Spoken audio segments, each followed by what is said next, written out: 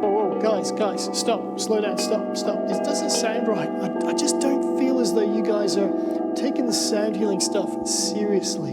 Yeah, seriously, I've been watching Andrew for weeks, and I thought this would be a lot easier than this. But what would you suggest? What would you do if you were me?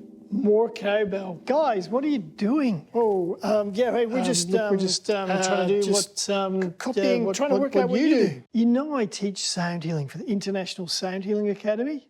I didn't know about that. I thought it would be easier than this. There's so much more that you can do with music and frequency. You can really help people release their emotions and also relax if you know how to play these instruments properly.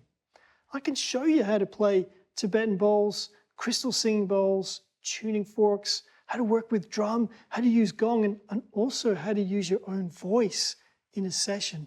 The course is amazing. I don't know why you haven't already signed up. Guys, this looks really good. You get a 4-day course. It works out less than $250 a day. And it looks like you get a whole heap of online educational material and a whole heap of support as well. It says here that the Academy's been around for over 20 years and it's recognized in over 70 countries.